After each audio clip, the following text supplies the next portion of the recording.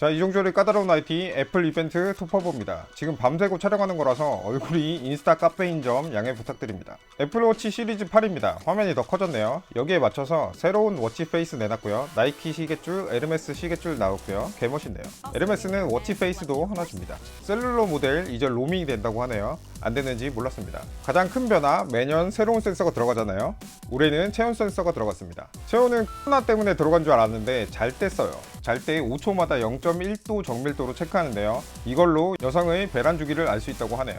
배란 추적이 가능하니까 생리불순이나 여성 건강 문제도 파악할 수 있겠죠. 자동차 충돌 감지가 들어갑니다. 삼축 자이로스코프 256G까지 파악이 가능한 가속도계, 마이크 GPS를 사용해서 사고가 나면 자동으로 신고해주는 기능입니다. 그런데 사람이 256G까지 겪을 일이 있을까요? 가격은 55만 9천원부터니까 10만원 올랐습니다. 저전력 모드가 추가돼서 원래 18시간인데 36시간까지 쓸 수 있습니다. 애플워치 SE 2세대입니다. 애플페이, 가족 기능, 충돌 감지, 방수 이런 거 다 됩니다. 가격은 한국 기준으로는 조금 올라서 35만 9천원이 됐네요. 애플워치 울트라입니다. 49mm니까 역대 가장 큰 애플워치네요. 원래 애플워치는 잘 다듬은 조약돌 같은 느낌인데 이건 그냥 대놓고 큽니다. 블룩 튀어 나왔고요. 용두도 크고 버튼도 크고요. 원래 애플워치에 없는 액션 버튼이 있어요. 배터리는 기본 36시간, 저전력 60시간입니다. 전용 워치 페이스가 있는데요. 익스트림 스포츠에 쓰는 용도고요. 다크 모드를 지원하네요. 이 울트라는 GPS가 다른 제품보다 강화됐거든요. 주파수 2개를 쓰고요. 그래서 더 정확합니다. 그래서 만약에 산에 갈 때 액션 버튼으로 길을 저장하면서 가요. 그럼 길을 잃어도 GPS를 따라서 다시 돌아오면 됩니다. 헨젤과 그레텔. 다이버용으로도 제격인데요. 최대 40m 잠수할 수 있는 WR100 방수 등급 받았고요.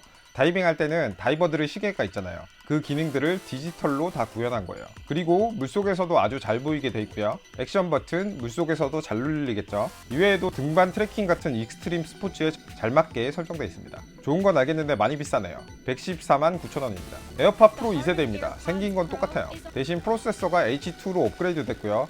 소리의 해상력이 좋아졌다고 하네요. 그리고 귀 모양을 판별하는데 이거 소니 이어폰에도 비슷한 기능이 있거든요. 그런데 소니는 사진을 찍는데 이건 페이스 아이디 카메라로 3D 스캔을 해서 적용하네요. 그래서 개인화된 공간 음향을 제공한다, 이런 의미입니다. 노이즈 캔슬링 2배로 강해졌다고 합니다. 이어팁 다양해졌네요. 주변음 허용 모드도 일종의 업그레이드를 거쳤는데요. 주변음 중에 시끄러운 거 있죠. 차, 공사 이런 소리는 제거하고 들려줍니다. 현명하네요. 터치 컨트롤이 들어갑니다. 올려서 볼륨 높이고 이런 게 가능한 거예요. 배터리 원래도 불만 없었는데 6시간 추가돼서 총 30시간 사용할 수 있습니다. 이어폰만으로는 6시간입니다. 분실이나 페어링 같은 데 쓰라고 케이스에도 스피커 들어갔고요. 사람들이 하도 잃어버리니까 줄 거는 구멍을 넣었네요. 그런데 이 줄 별매겠죠. 그것이 애플이니까. 애플워치 맥세이프 호환돼서 충전할 수 있고요. 다른 무선 충전도 지원합니다. 가격 올랐습니다. 35만 9천원이네요. 프로 1세대 사용자분들은 굳이 바꾸실 필요 없을 것 같네요. 아이폰 14입니다. 유출된 것처럼 미니가 사라지고 플러스가 나왔어요. 6.1, 6.7인치입니다. 프로세서 예상대로 작년에 썼던 A15 바이오닉 그대로입니다. 그런데 GPU가 작년 4코어고 올해 5코어입니다. 작년 프로 모델들이 5코어였거든요. 13 프로 성능 정도라고 생각하시면 되겠네요. 카메라가 조금 바뀌었네요.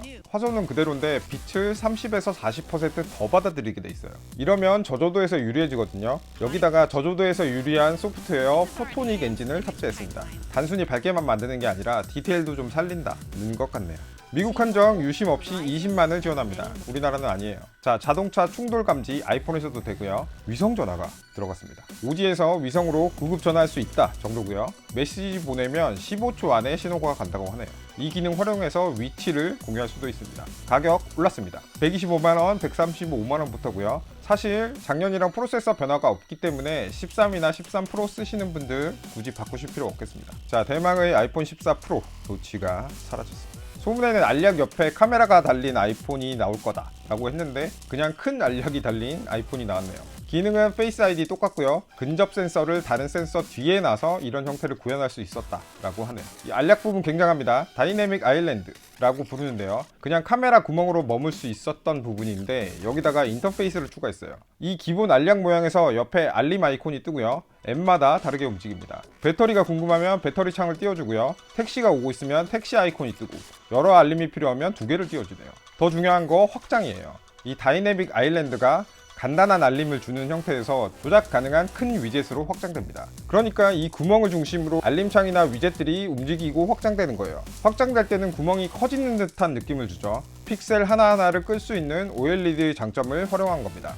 사실 카메라 구멍은 옮길 수가 없어요. 있어야 되니까 있는 겁니다. 그런데 거기다가 인터페이스를 넣어서 아무 기대가 안 되는 공간을 가장 기대되는 공간으로 만들었습니다. 이런 생각은 애플만이 할 수 있는 거예요. 올해 발표 중 가장 충격적이었습니다.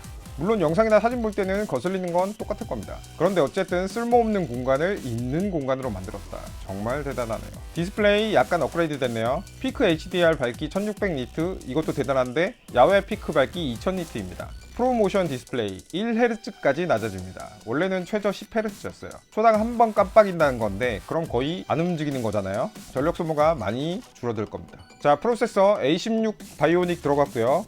성능 약 20% 업그레이드 됩니다. 이번 아이폰에 또 큰 업데이트가 있는데요. 4800만 화소 카메라가 들어갔죠. 원래는 1200만이었어요. 그러니까 저조도 디테일에서 모두 강해진 거예요. 특히 저조도일 때는 픽셀 4개를 합쳐서 좀 밝은 1200만 화소처럼 쓸 수 있습니다. 전작 대비 좋은 품질이 나올 겁니다. 이 정도로 확대해도 디테일이 나온다고 하고요. 프로레즈, 프로로 포맷 지원하고 4K 24Hz 영화에서 많이 쓰는 포맷이죠. 지원 가능합니다. 가격은 미국에선 동결인데 환율 때문에 우리나라에서는 20만원 올랐습니다. 155만원부터입니다. 자, 실제 제품이 나와봐야 알겠지만 발표반으로 봤을 때는요, 아이폰 14 프로, 프로 맥스 사세요. 에어팟 프로 괜찮습니다. 나머지는 보류하시기 바랍니다. 전작들 대비 큰 차이는 없어요. 자, 한 일주일 정도 더 공개되는 정보를 보고요. 다음 시간에 애플이 발표해서 말하지 않은 내용들 말씀드리도록 하겠습니다. 그럼 그때까지 구독, 팔로우, 알림 설정.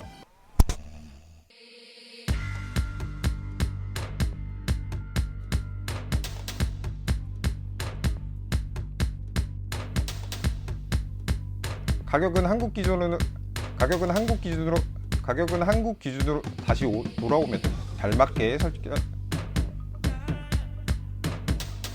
자, 자동차 충돌감 구급 전화할 수 있다. 자, 대망의 아이폰 14. 자, 대망의 다이내믹 아일랜드 초당 한 번 깜짝